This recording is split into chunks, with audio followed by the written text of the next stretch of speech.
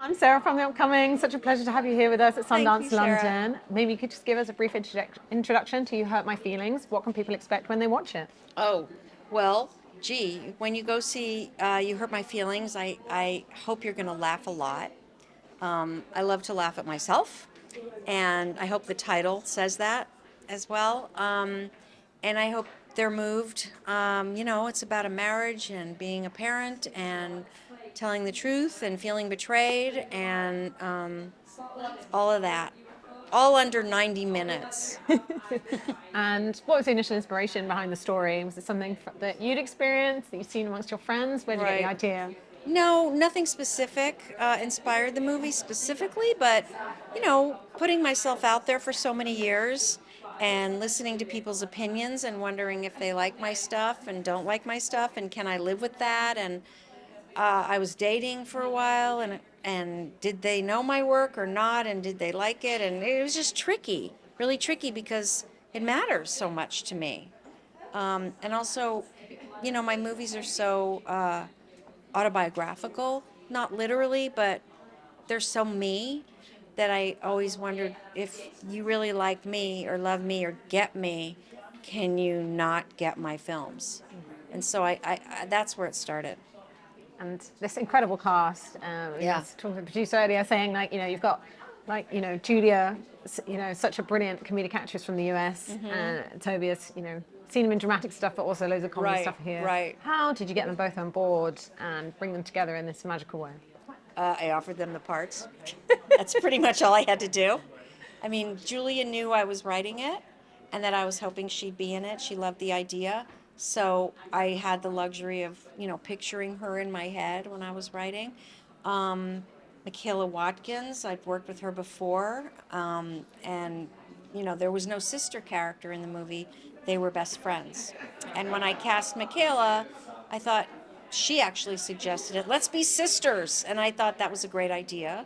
And Tobias, I actually didn't see him in, the rape TV shows or anything like that. I saw him in This Way Up. With, did you see that Yes, show? love it. So good. And that was the first time I saw him, I think. And I said, "Who's that guy? I want that guy.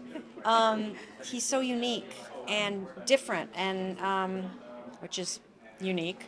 Um, and I just offered him the part, and he was game. We talked over Zoom or something, and so I really lucked out. Really And lucked out. tell us about the shoot. What were some of the most memorable moments on set, and on the other side, were there any tricky bits? Well, we had a lot of fun. I mean, people say that, but we really did. A lot of laughs, cramped spaces, no time, tricky bit for sure. Shooting one of the most climactic scenes in the movie, first day, which was in the sports store on the street in Manhattan, in Union Square.